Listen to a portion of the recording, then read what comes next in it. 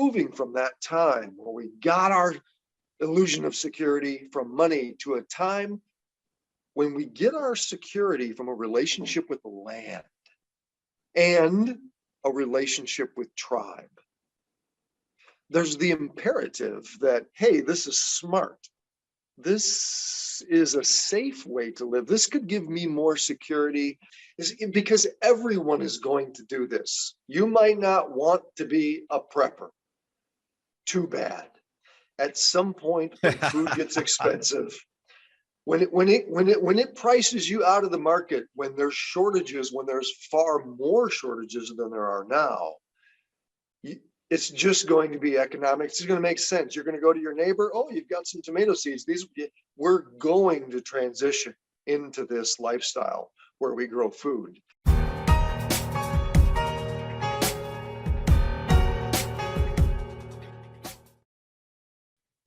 Good afternoon, everyone. Glad you're joining us today. I have with me Dan Schultz. You will remember Dan from about 3 years ago when I was still living overseas. We had the most intense conversation at that time about the onset and the intensification of the grand solar minimum, the cycles, but at the same time, the solutions that were sort of on the distant horizon of things that we would need to do in our lives or manifest in our lives or create in our lives. Fast forward a few years, seems like just minutes ago, and here we are again with this conversation about solutions and things we can do with all the problems that are happening across the planet that a lot of is out of our own control of our hands unless we unite as a species to stop certain agendas moving forward. But that's, a very large scope to consider. But what can you do around what you can touch with your hands, your neighbors, your communities, things that are close at hand for you to create your own solutions inside the chaos? And a lot of people are talking about the problem, and that's great because you have to understand the problem first to then create the solution. So that's what we wanted to do today. So you can get your fill of negative news. Just go on any news outlet, and there's a bucket full of miles deep of that.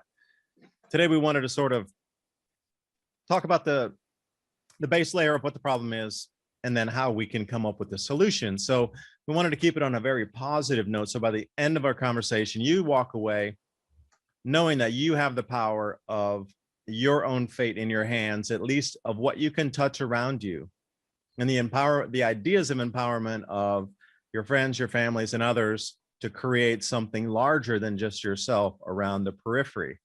Gardening is one easy thing, but I mean, there's so many others that we're going to talk about today. And times are definitely shifting.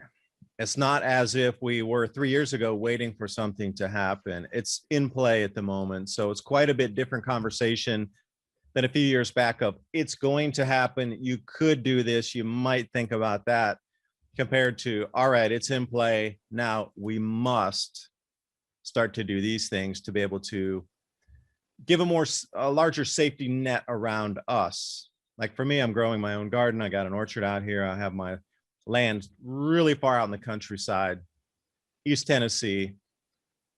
And the closest big town is 3,000 people. So this is the kind of place I want to be, further away from society in terms of largeness and infrastructure and cities, etc., where well water, mini hydro coming off the streams here, food supplies, I got ample game, and the gardens. So I feel pretty well taken care of that. If something happens, I would have several months of being able to figure it out because I prepared in advance versus being in a city, stuck in an apartment, something happens and you have 3 days worth of food and they're doing sweeps up and down through the buildings. That's a huge different thing.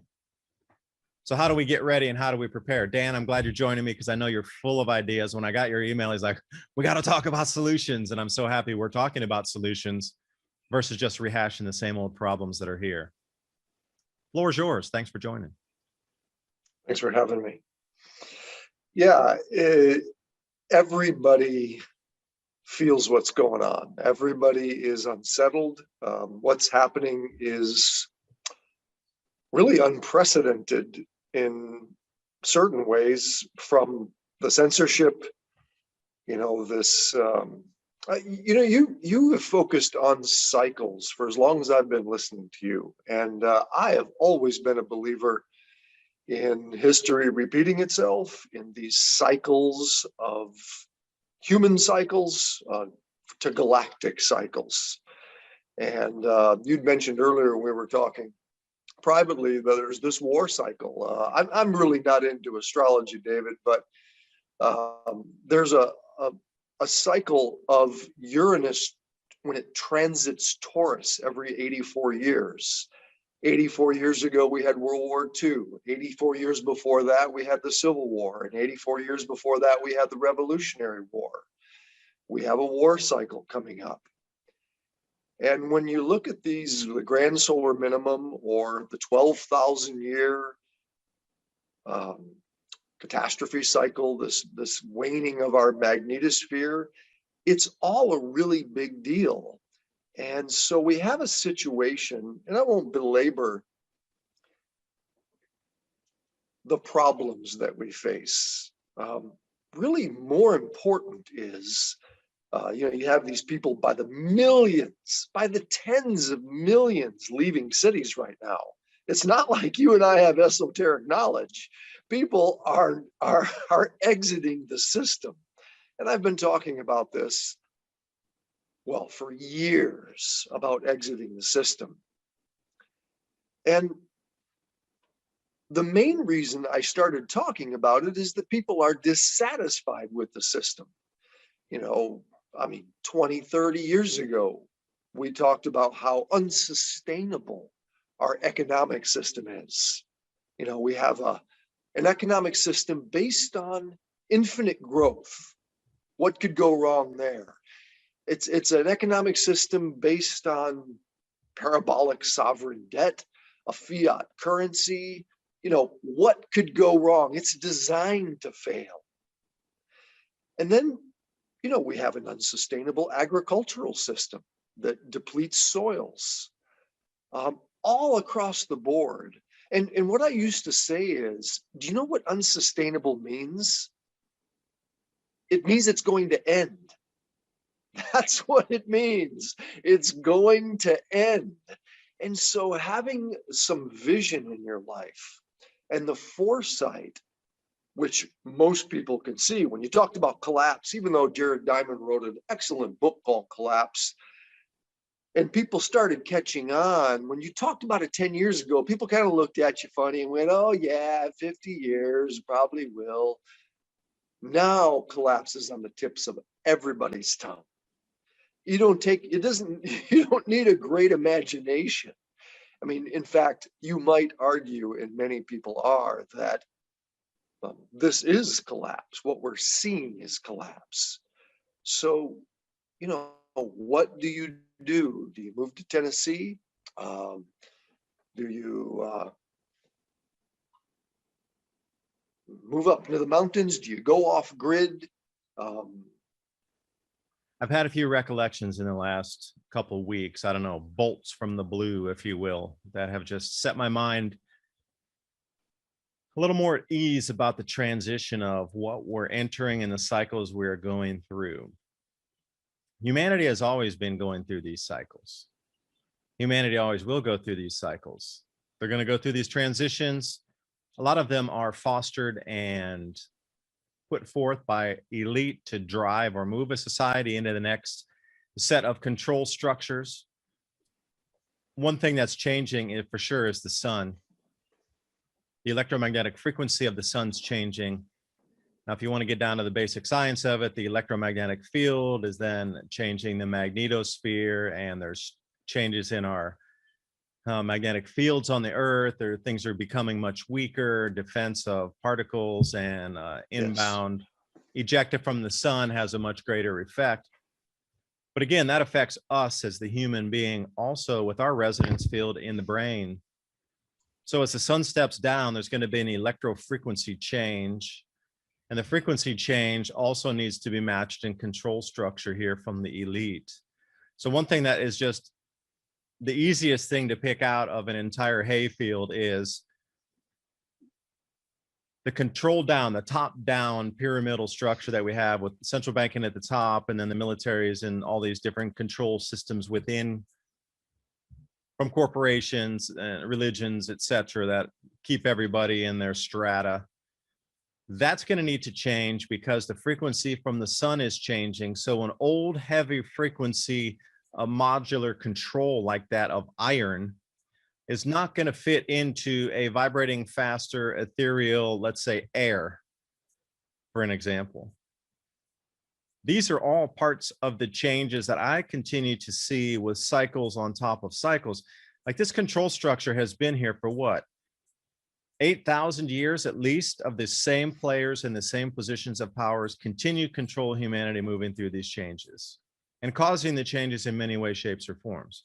You know, Dan, you talked about the war cycle there for a second. That is so true. And if you trace that back, you keep going back through, and then there are overlaps in these grand solar minimums. Yeah. Yeah. But what was the recollection for me was that everything has been ongoing for more than 12,000 years, for millions of years, how humanity has come through these changes that are always ongoing. And the message for me was so stark and so clear was, do the best you can right now to weather the changes, because that's all you really can do. The best you can do right now, and not living in fear, living your days, living the moments, living a life, because it's always in transition. And that really was kind of a powerful thought that came to me. You know, you mentioned running to the hills. Well, you could do that if you really love the outdoor lifestyle. You really love the pioneering lifestyle of going out and cutting wood, and make sure you got cords and cords and cords of wood to heat your house with a fire, and, you know, campfires here. And, you know, that if that's your style and you love it, invigorate yourself with it, dive into it 100%. And that's the thing, dive into it 100%, because that's all you can do is live your life at 100% of your potential and your passion right now through the changes. Because if you're going to be stuck out on the fear side of everything, waiting for the next thing, I got to respond to the stimulus. That's what's programmed, is you responding to the stimulus versus you just going 100% in on the way of life you want to live. And then the stimulus doesn't really affect you. The same way in the beginning of the program here, I'm sitting out at the middle of or not in the middle, but at the edge of a national forest in the middle of farm country in really remote East Tennessee. Things don't affect out here. Like I hear all these news, and I watch the news because I do a lot of research for my videos, but I don't see it anywhere, shape, or form, anywhere remotely close out here. Even driving 25 miles in any direction, I see nothing happening. Yeah. So the little bubble I'm in, I'm living my passion out here. Everybody needs to do that. Yeah, you know, you mentioned living in fear. You know, when we talk about whether it's the war cycle or the grand solar minimum, this historical fascism that is descending, I actually don't think of it as, oh, doom and gloom. Oh, look how bad things are getting. It's just a situation that we need to intelligently manage. So, you know, just like when I talk to people who had a corporate job, they had a cubicle and they worked in tech, or they worked in a factory and they hated their work. You know, that's a situation to manage. You can change all that. Now we have a situation where we're not even talking about future food shortages. Food shortages are happening now. You know, the United Nations said to expect famines of biblical proportions. We have a situation where there's a systematic takedown of our food system. So, all right, no need to cry or whine. What do you do about that? Having your own garden is a good place to start. Plopping like you did, plop some orchard trees down. Of course, you know the best time to plant an orchard, the old saying goes, 20 years ago. Yeah, so true, so true. You know, I put these dwarf species out here, and we tried to really inoculate the soil using all types of different medium, from mycorrhiza to kelp, and an enormous amount of other inputs into each hole to try to boost root growth and then get these dwarf species to start fruiting out in the second or third year. We got some tiny fruits this year, but I cut everything off so it would go into root development. But you're right. I wish I would have planted this thing 5-10 years ago, 5 years ago. I wish I would have bought this land 30 years ago and had a massive working farm that produced for the community, because those that produce food are going to be the new banks of the era. Food is going to be the new valuable commodity and the new tradable economic medium of exchange. If you have food, they say money doesn't grow on trees. Okay, well, maybe it grows out of the ground now, because food is going to be worth money, or the opposite. You betcha. Yeah. 13 years ago, I started my Siskiyou Mountain village, and we have 130 fruit and nut trees. About half of them are mature, and about half of them are coming into like 5-6 years old.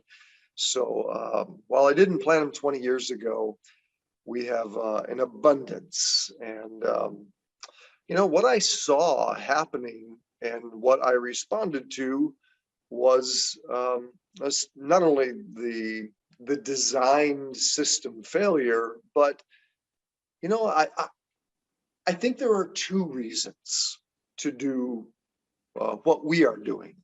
There's the imperative that, hey, this is smart. This is a safe way to live. This could give me more security. I think we're transitioning from a time when we used to get if you had $1 million, you felt secure. Of course, I remind people that it's the illusion of security that you have if you have $1 million. It really is an illusion, but we feel secure if we have $1 million or $5 million.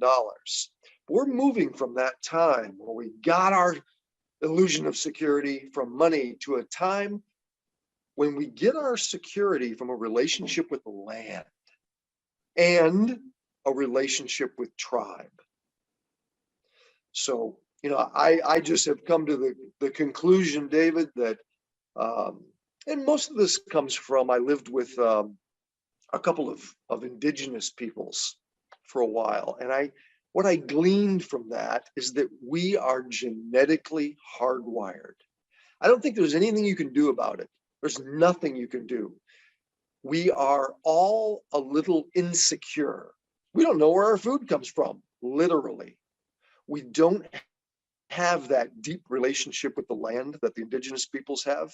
They have a sense of contentedness and wholeness that I honestly think that you and I and most people can't understand. I don't think we can deeply grok their sense of wholeness that they have by this relationship with tribe, everyone around them. They have it would be like asking a fish about water. They would say, what water? They trust all of those people. And from birth, they're surrounded by these people that have their backs. They have a sense of security that most Americans, the vast majority of us, just simply don't understand. And so I think part of the answer to go from this corporate cubicle or whatever job you don't like, or seeing the unsustainable world, is embracing those two principles. So, and when you involve yourself in permaculture, this answer, this sustainable agriculture, this relationship with the land that nurtures you and you nurture it, when you start doing it, one of the first things you realize quickly is that it's not meant for one person to do. It is not, there's a reason why the kibbutz and the commune and the tribe and communities, there's a reason why the Amish all live together, is that first and foremost, it's efficient.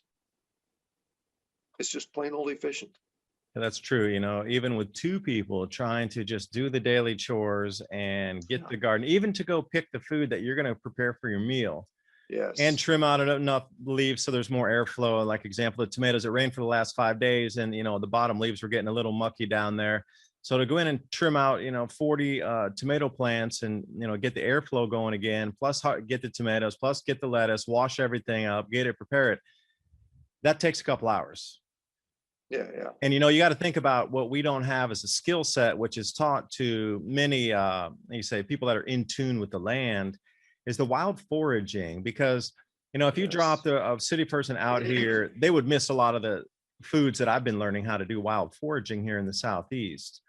Now, for me, I'm trying to turn it into that forest equals food, and I know where to look for the food. And I'm starting to identify a lot of low-hanging fruit, no pun intended, of just easy things to identify that you always know: the plantains, the muscadines, the leaves that you can eat off certain types of trees in the year, the different weeds that are edibles, Absolutely. the things, grasses that are edibles with the seed, the cattail. I mean, this gamut of stuff you could walk by as long as you have a clean water source. Like where's all spring-fed ponds out here. To get that wild foraging mentality as well, in addition to what you're growing or where you can accrue at the supermarkets while they're still functional. And I might want to add one thing here.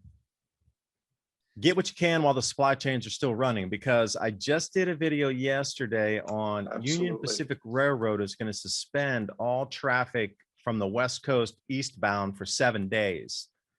Now, this agri system we have, they've had such a terrible year so far for the droughts and then the flooding and off season and shrunken growth seasons and freezes late. They're going to need a lot of potash to put in right about now to get any kind of yield coming out of the fields. Well, you need rail delivery for that, because potash you sell by the ton. So to delay even deliveries of simple inputs into this mega agri business that we need, like potash at this time of the year, that's going to delay the crop yields, or even diminish crop yields by a week delay of getting potash out to the farmers. So like you say, it seems that's a purposeful thing. And I'm really wondering, you know, Union Pacific states that it's lack of rail cars, like they're having a rail car shortage, labor shortage. Okay, where's all that going to? Because my thing is, you had enough rail cars to sustain our life all the way up until last year. Massive collapse in usage across the economies of the world. But there still should be the same number of rail cars laying around pre-pandemic, pre-collapse time. Now, where'd all the rail cars go to? Yeah. Or are they being packed and then put shortage. underground for continuity of government? And they need those same laborers that know how to run the rail cars and move the rail cars, just in a different place right now. So there's a shortage out here in the real world, but the continuity world over there is getting all the resources diverted for 7 days, like millions of tons of cargo, plus all the laborers to really know how to move those cars and get the cargo off the cars and then put them in the right place. Labor shortage and rail car shortage means that whole system is being diverted elsewhere outside of our visual spectrum. You know, I touching on something you just said about foraging and the food. I watched a movie. What was that? The Road. Do you remember The Road? I do remember. That was really, after I watched that movie, I had weeks of thoughts after watching that. Weeks of thought had come back to me. Like, would it really be like that? Yeah. What if you do find one of those bunkers that's all full of toothpaste, candles, and yummy foods? You know what I mean? Like, well, what was wrong with that is, you know, as him and his son were wandering the road, and they were going through candy vending machine and Coke machines, and is that there's so much forage. I mean, I live in the rainforest, so we have mega abundant mushrooms. The natives in this area, the Talawa and the Yurok, got most of their calories from acorns. Are a tremendous source of food. You know, we have 160 acres in our place, and we have literally thousands and thousands of tan oaks. And between mushrooms and tan oaks and huckleberries and all of the other things that are available, you know, they're wandering around, and they preface the movie The Road with the animals are all gone and there's food systems, but there is food all around us. And it's so valuable to understand plantain and dandelion and all of the things that are just readily available. And I agree with you. Yeah, I've been saying for years that everything is on sale. And it's still on sale, even though we've had inflation.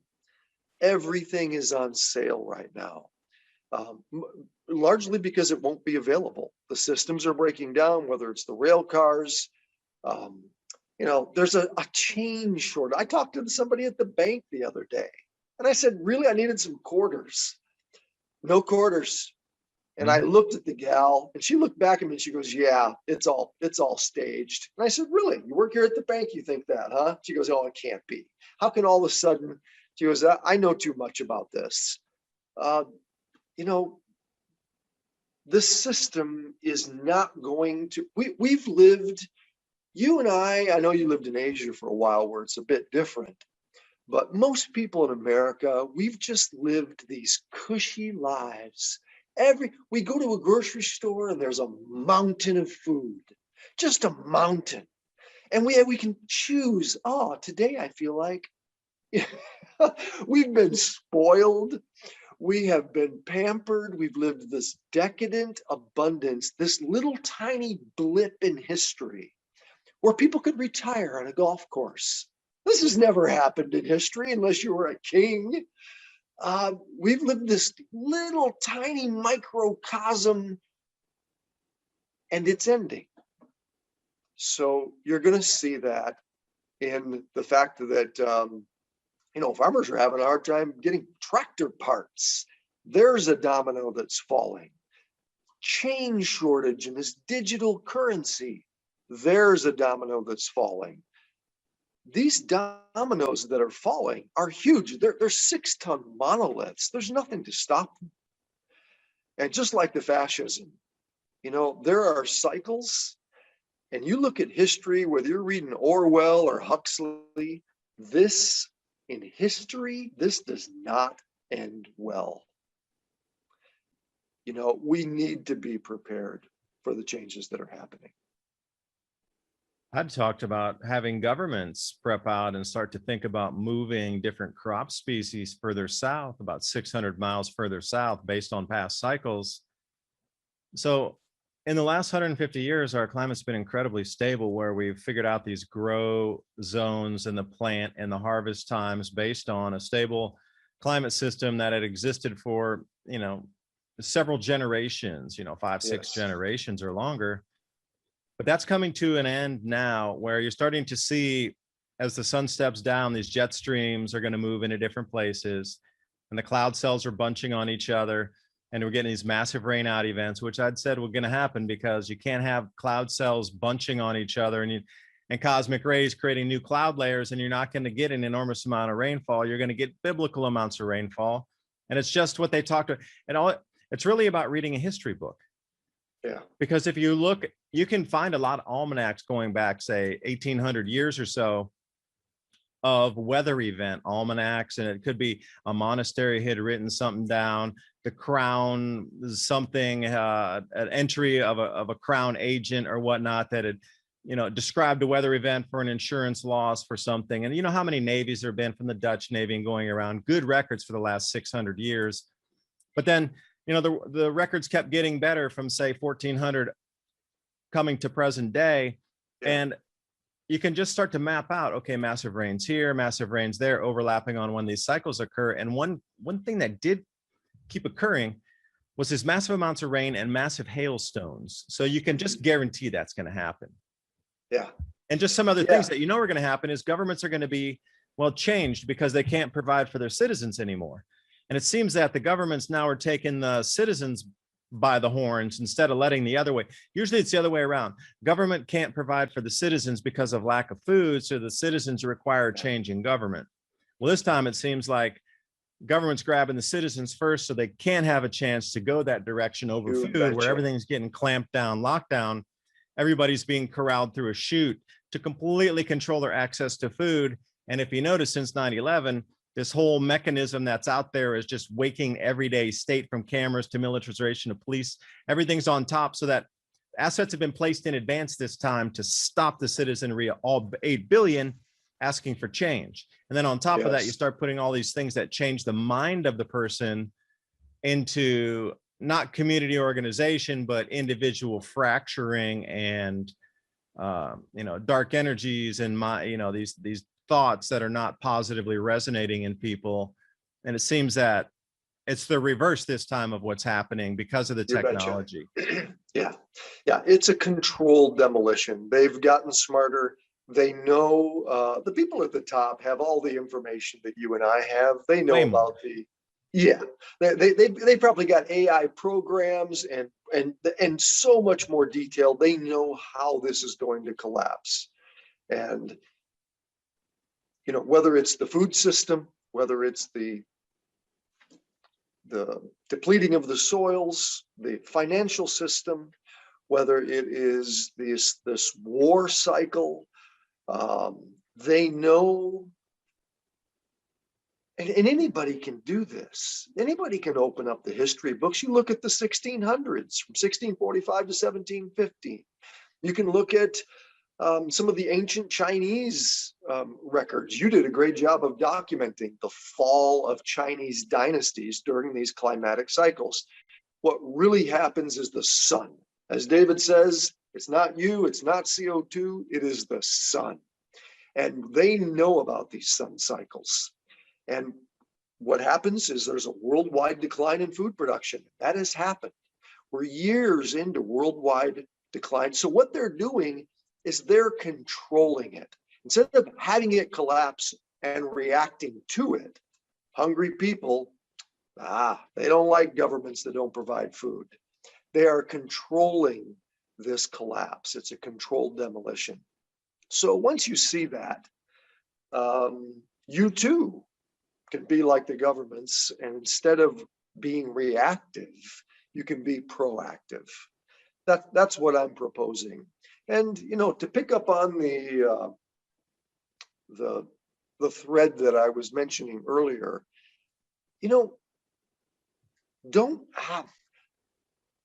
we're in the spirit of finding great people who want to do what we're doing.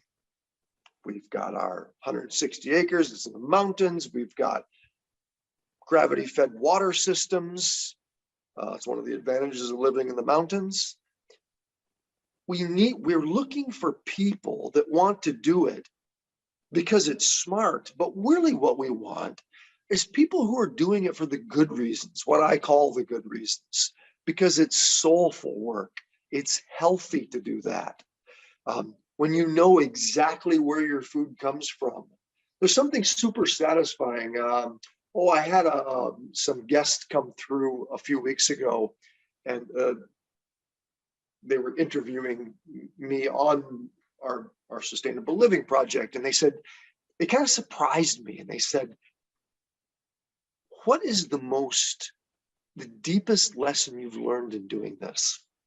Like, I surprised myself by saying, off the cuff, it's that when you plant the apple tree and you fertilize it, we fertilize with wood ash and human manure, and you cultivate it, and then 10 years later you pick the apple and you eat it. And then we use composting toilets. So you go in the toilet, you compost that, you put it on the apple tree, you eat the apple. There's this cycle that everyone knows about intellectually, but you're really a part of the earth. It's super deep. It's super satisfying. You eat the apple with a smile on your face, far more so than when you go to the grocery store and buy an organic apple, or even if you buy it from a farmer, when you create it. And so there's just something beautiful about it, that I have this appreciation for the lifestyle and the project of being smart about what's happening in the world. So true. And as you plant, as we were learning with the tiniest of seeds, like arugula, for example, before we put a little bit too much seed out, and became such a giant overgrown forest of arugula that it almost grew too fast and we weren't able to utilize it. And a lot of it went to seed and bolted, and that's great. We got in a little bit extra seed. But learning that skill set of putting, deep beds of mulch down, or really being precise with the seed placement to get rows, and just doing it better each time, and being able to produce more in a smaller space, faster and more easily with less work. It's like a Rubik's cube of you, nature, and the plants. And then each day, and if you go away for 2 or 3 days and you come back and you notice how much it's grown, and that, picking our own tomatoes, we got about 10, 15 pounds of tomatoes, 10 or 12 pounds. I didn't put it on the scale, but it was 2 giant bowls from just yesterday of reds, purples, and sandwich tomatoes. We got a bunch of different types and the aromas and whatnot. Yeah, the spinach. Yeah, the same way. The arugula is the spinach, and I'm growing Gynura, which is a longevity herb, and trying to get that in the right place and figure out where the sun's correct in the mornings, and 2 different gardens in different shade locations and these different things. No, that's what I'm talking about. Your Gynura is the Japanese spinach. Yeah, that's it. That's it. Yeah, and there's several different types, and you can order that online. In Asia, it's quite easy to find. It's everywhere. Any gardener pretty much has it. You can go to any grandma over there, and she has Gynura. You can pinch off one and then go home, pot it, and it'll start growing. While out here in the U.S., it's quite more difficult to find. So I ordered mine online. They sent it to me wrapped up in some wet paper, and then I ended up planting it out. I got probably about 90% to take. But then you got to think about Moringa oleifera, the Gynura, and then I would say spirulina algae, because you can buy the bulk, like 4 pounds or 5 pound bag, 1 pound bag, whatever. But you got to think about these micronutrients and superfoods as we're moving through, because that's going to be a lot of what your diet is lacking for most people. Is going to be the micronutrients, minerals, and vitamins that keep your brain, and then also the fats. So when I see a thing of duck fat or goose fat or lard, I'll pick up an extra 1 or 2, because that will stay good in a temperature controlled environment, especially in a sealed container. And, lard, my grandma used to cook with lard, so I'm familiar with it. If you never use lard, then it's going to be a brand new animal for you. And you'd be like, what is this white stuff that melts when you put it in the pan? Like if you didn't grow up with that, and you didn't have grandmas from the 1940s and whatever that used to cook home style, like saving bacon grease and, rendering fat and these kind of things are going to be foreign concepts to you. But you're going to need to learn them, because keeping your brain full of fat and nutrients and vitamins so you can think correctly. When others are malnourished, they're going to be making mistakes. They're going to be slow. They're not going to be cognitively as fast as you are. So think of it as being like the ultimate nootropic is keeping your brain at optimum functionality with what you put into it with food. When others are going to be lacking food, there's going to be a night and day difference on how people are going to start operating, especially when food gets more expensive. People are going to start moving down the chain of value into junk food after junk food. Now, I eat and experiment with a lot of canned foods, mixing in fresh vegetables, because, in reality, people who do get ready for some of these changes are going to have a lot of canned foods. But I'm telling you from experience, you absolutely cannot continue to eat that stuff day upon day, meal upon meal as your main base of food source.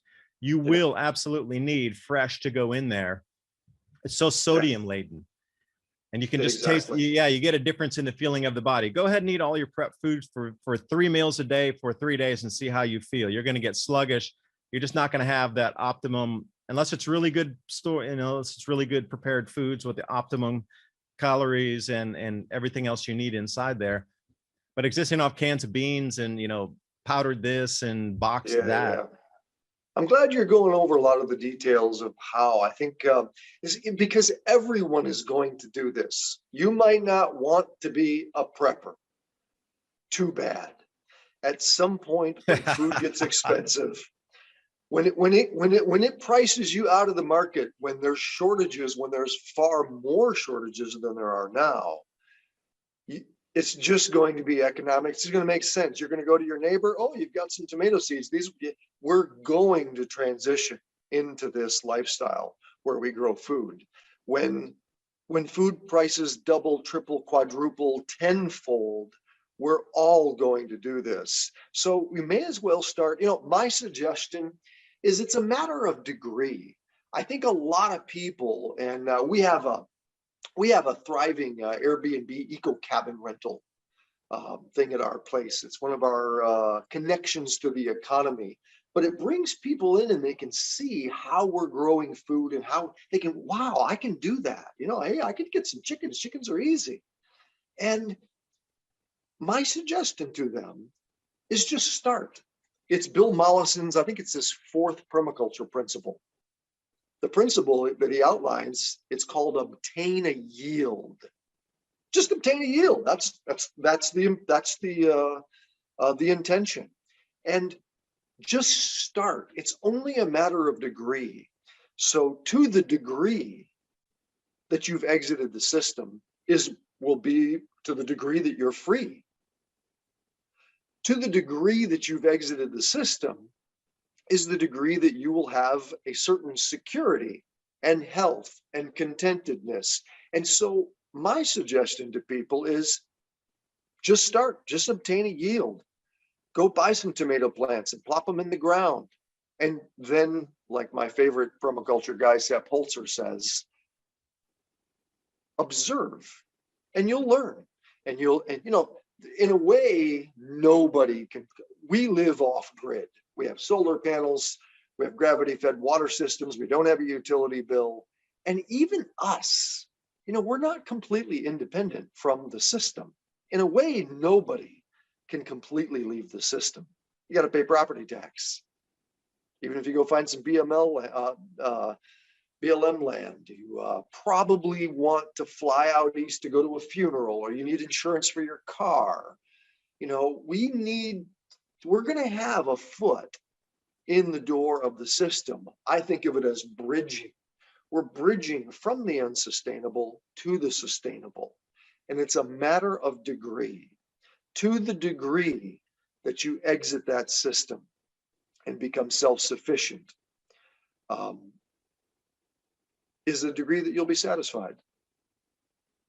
Yeah, and I might add that we were considering doing chickens this year because the person I bought the land from had left an old chicken coop out the back. It's 20 feet long, 12 Nice. feet wide. And it was kind of, I wouldn't say in disrepair, but it needed a lot of work to bring it back up to a chicken coop. So we decided to take the wire off the outside. And since it was slanted roof, put the couplers back on and put the 4x4s and connect it, make it even, and then just used a cattle panel, and we're turning it into a greenhouse.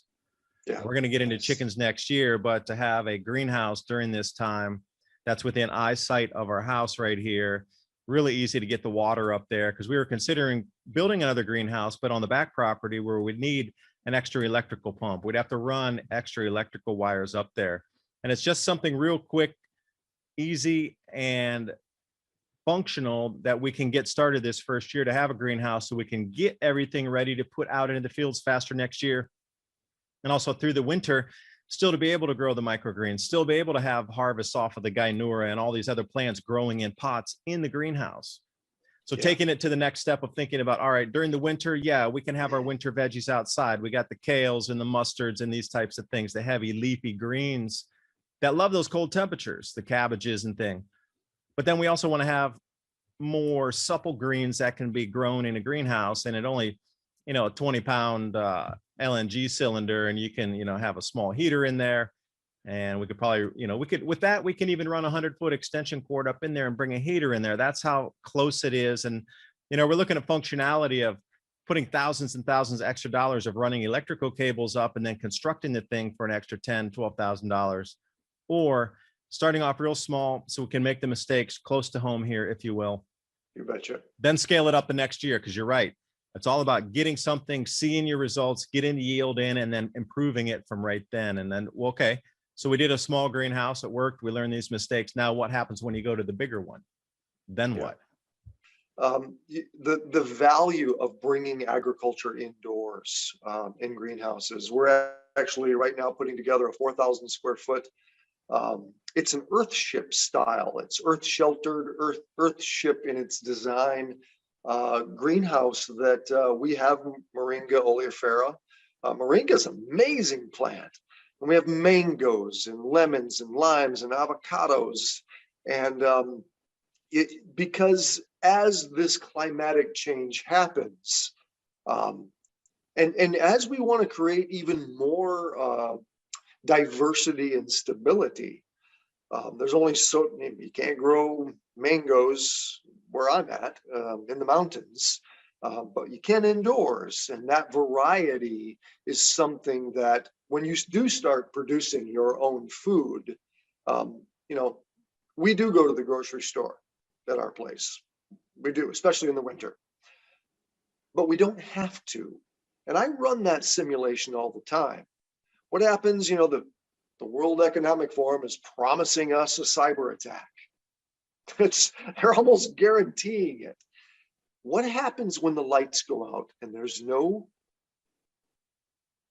gas, there's no grocery stores? What happens if we have a solar flare and it melts every copper wire on the planet? With our magnetosphere, that is possible. I think it is valuable to run these simulations in our minds. What happens if there's war and an EMP or whatever it is? What happens? How do we? And practicing, whether it's canning or smoking or salting, we have a root cellar for this purpose. One of the things is that our food, our diet will actually probably improve, because I'm not going to have much chocolate. Although I do have I do have a couple of cacao plants that aren't producing yet. But our diet is going to be limited. We're going to have a much narrower and probably a healthier diet for most people. But you really want that diversity, and a greenhouse is something that adds that diversity and a lot of security. How about a Faraday Root cellar? You can keep your Faraday electronics root safe cellar. and your food at the same time. Wow. If you're going to be, as long as you can ground out, I mean, that's the whole another thing, level. and those two super flares that came off the sun on the opposite side of the sun just a Yeah. few days back, I was watching Ben Davidson's video analysis of that over at Suspicious Observers. And he was saying that, he was considering the next 20 years a 10% possibility of a massive CME coming in and frying, like you say, an enormous amount of electrical infrastructure on the planet. But now he's ticked that up to 25% possibility. Yep. Now, that's a huge jump for, somebody that's pretty conservative on their calls. I mean, Ben and I have argued back and forth about the onset and the, intensification of the grand solar minimum, which solar cycles are going to be, how intense it's going to be, and all these things back and forth. But I mean, that's a huge statement for him to go from 10% to 25%. That you have no idea what a gigantic jump that is. I mean, that is a massive jump. Yeah. Ben's very conservative. So when he says something like that, it means something. And we need to move forward and, find people, especially as everyone is divided and everyone is scared. And people have this deer caught in the headlights look right now. They do. I look around, you go into town and they're not sure what to do. And I think the first thing is we find like minds. We need to know that we're not, first of all, people like you and I, generally, we feel alone. And one of the first things we can do in this times of turbulence, however you see it, even if you believe in global warming, is to find our tribe more than ever before. We need to find our tribe. We need to find our people. We come together. It's the new math of 1 + 1 + 1 + 1 = 15. It does, especially when you're getting into the farm work and you're trying to divide tasks. We were doing it out here.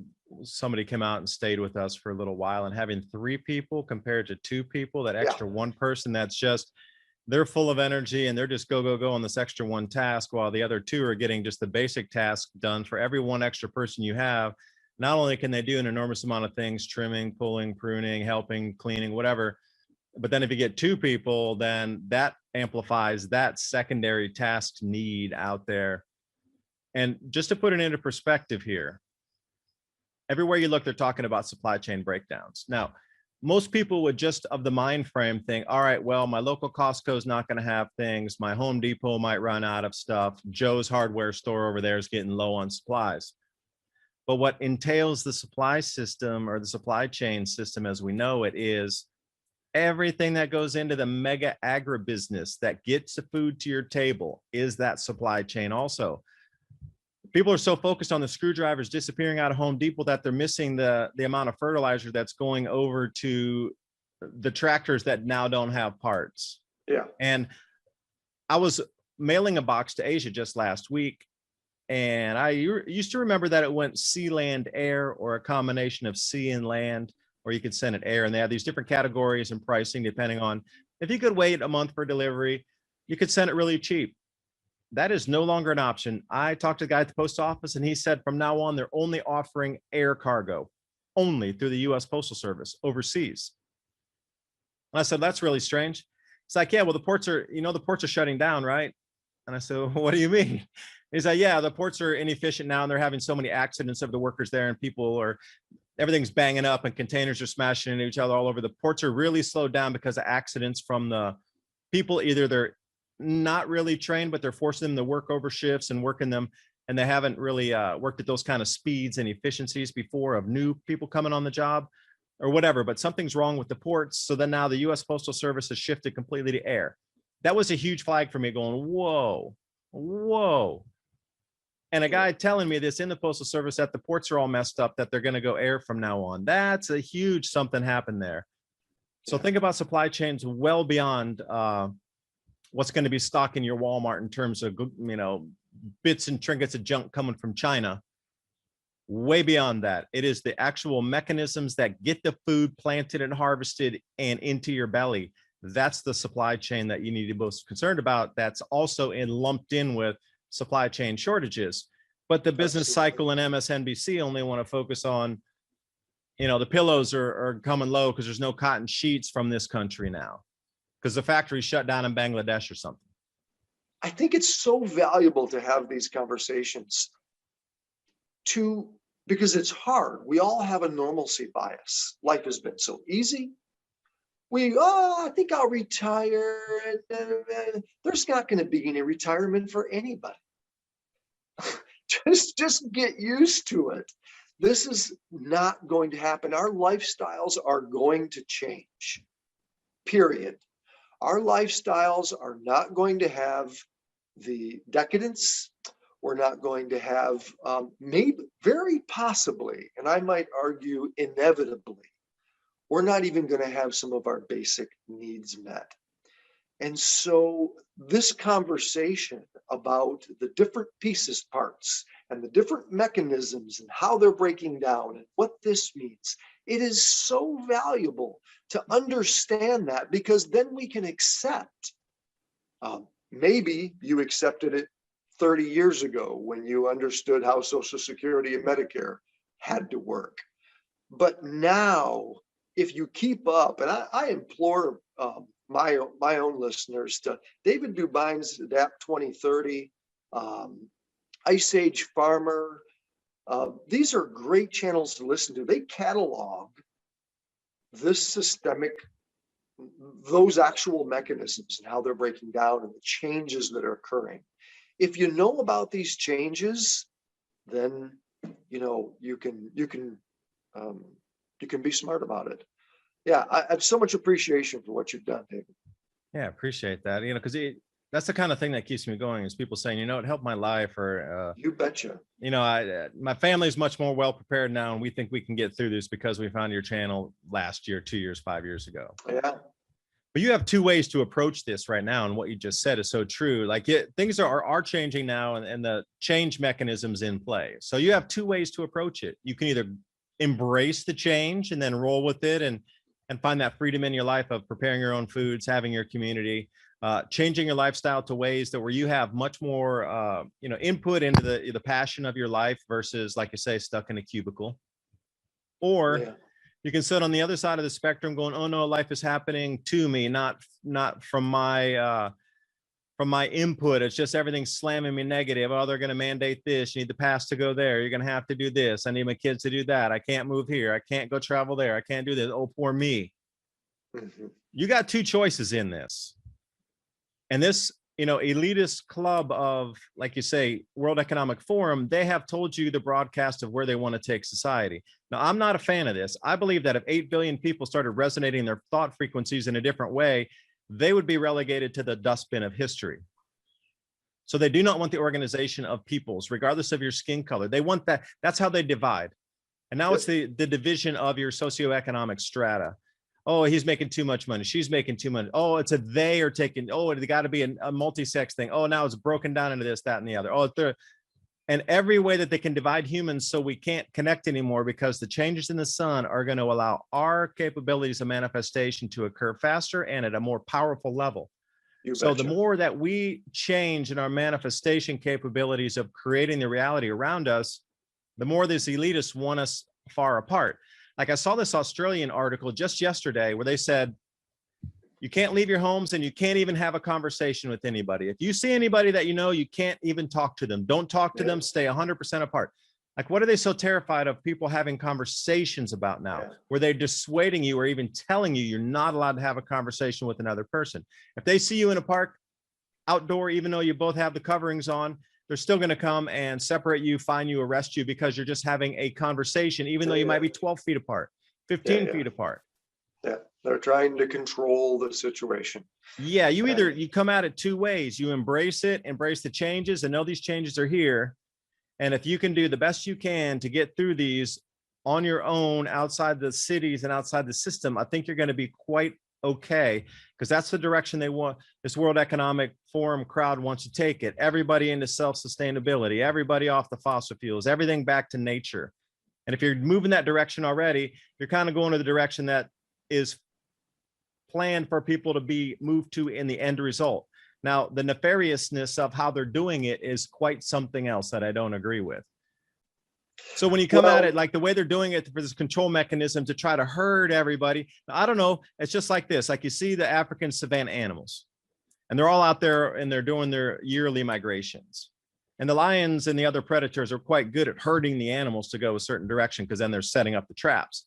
But there's a segment of those animals that are like, we see through you lions. We're going to go to the left over here. Everybody else is going right. Yeah. So it's kind of like what they're doing already for society. Like the people who already escaped out here to the countryside, we're going to be the last people touched, the last people affected. They're going for the cities first. And if you think they're not, I'm sorry, you're not awake, or you're completely dismissing the fact of things that are happening right now. You need to get self-sufficient and super fast. And Dan, I'm going to add one last thing. Like, how do you get to these communities? Because people like myself and others around here are kind of leery of just letting any old person come in that's not, hey, I want to join. Hey, I want to come in and work on the land. Okay. But yeah, there's 500 other people behind you that said the same exact thing. So how do you, there's a huge, I should say, like tippy-toey, touchy factor going on out here in the countryside of there's an enormous amount of people want to get out here, whoever was here already. And now there's a tidal wave of people want to come out. So A, where are these communities? And then B, how do you choose who you might have come out and stay on your property out there and then help? And how do you get this trust factor built in versus somebody out of desperation versus somebody who really has a skill set that wants to become part of this thing building for the future? I studied communities before I started this project. I went to visit 26 communities and I spoke to over 150. And the first thing is you need to have an application process. And after you do it for a while, we have 35 to 50 woofers per year. We just opened it up during the pandemic to long-term membership. So we've had this application in play for 10 years anyways. And that's what it's all about. I have found this whole pandemic thing, I have found it to be fascinating. It is such a sociological experiment in demographics, in the psychology of it. It's just been and it's better, it's more suspenseful than any novel or Hollywood movie. I can't wait to see what's gonna, and I was really curious, like things have lightened up this summer. And Howard, you know what? I find that most people they know this isn't over. They're not like, oh, okay, everything's back to normal. That is not what's happened with the general population in my area anyways. They're like, you know what? They are waiting for the other shoe to drop. They don't know what it is. They don't know how it's going to play out, but everybody knows the collective consciousness. I believe we are all psychic. We all pick up on that collective consciousness, and everybody knows this isn't over. And so, hey, I can round out our conversation by just saying, you know what? Find your people, find all the people that you're congruent with, that you think you can live with, that you can, marry your fortunes together, all of your human resources, and and make it happen with your tribe. It's time for tribe. Yeah, it certainly is. And that's a great way to put it, because if you're listening to this broadcast, you need to be in motion right now, not thinking of, oh, could I maybe next week, next year, let's think about it in a few months. It's like you need to be actively getting your way out of the cities that you might be in. Yeah. The suburbs are a different sort of half step out to the countryside. Yeah. But as I was, talking with somebody else, you could be remote way out in the countryside. And when I say that, I mean, you could be in the middle of a national forest of full pine trees where you're 35 miles down a dirt road living with Sasquatch up in the pine trees, that you are not around anybody, but there's going to be no farming community. There's going to be nowhere for you to grow food except for what you grow. Or you can be incredibly remote out in the middle of a farming area. And that's a hugely different thing. Both are incredibly remote. Both are kind of at the end of the road, 3 turns down to the end of the road, down in a cul-de-sac, and then up a gravel road somewhere. But the access to food and community versus being way out by yourself, way out in the middle of like the forest, so far at the end of a login road, way out there. I mean, they're both remote, but that's a far removed step from suburbs. So you're going city, suburbs, countryside. And that's what we'll do. We'll have our immediate family, we'll have our community, and then we'll have our extended communities, and learning from other farmers that have done it and know the soil and the land and the climate and the cycles. We will all need to learn from each other. So true. And Dan, tell us, I'm really more interested, and I know everybody else is, tell us how we can look up some information, find you, scope out what you've done. Let's see what you've done out on your homestead out there and your project and your acreage. That way, visually, if people can see it's being and has been done by another person, they get much more excited that if they can do it, I think I can do it too. Exactly. Yeah. Well, you can look at our website, which is maitreyamountainvillage.com. Yeah. Can you spell that out for us? Maitreya, Maitreya, Mountain Village. Maitreya is a Sanskrit word that means friendship and loving kindness. I just happened upon that word one day, and I just went, wow, that's got to be a big answer to all of our problems. If like Dalai Lama said, he said, my religion is kindness. I just love that. So Maitreya Mountain Village is our sustainable living project. It's 160 acres and surrounded by a national forest. Up here in the very northwestern tip of California, about 20 miles from the ocean. We got the redwoods here, the Smith River Canyon. Really beautiful.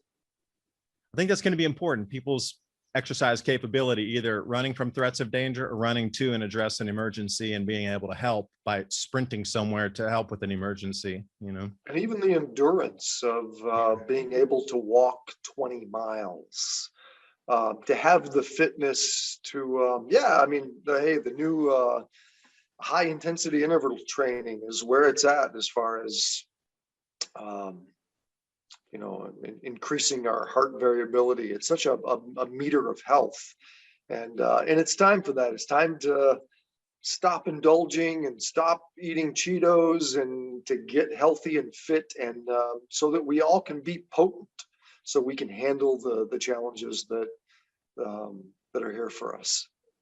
Again, I've been talking with Dan Schultz, and I hope you got something out of our talk today that can help you move forward in your lives. Really know that you can create something and you don't have to be stuck in this fear. The fear is for you to maybe fall into that trap, but know that there's edges of that trap that you can grab onto, climb out of it, and you just don't have to fall in there, that there's other ways to live, other ways to exist, and fulfill yourself. And I don't know if this is a planned push for humanity to make us all move that direction of fulfilling and following dreams, or getting stuck in the fear. And those that break out of that chrysalis are welcome to do whatever they want to do. And everybody else will be like the control mechanism. The mind is only in the cities. And if you do get out, they'll be unharassed out in the countryside. I'm not sure how it's going. I'm just throwing an idea out there. But anyway, do appreciate you for joining us today. And if you have any questions, leave them in the comment box below. And hopefully Dan and myself will be jumping through there to look and see what people's comments are. And as always, reach out to Dan if you have any more questions about their project on property. And as well, out here in East Tennessee, we're looking for some people to stay out with us. So appreciate your time. Bye Okay, for now. thank you much.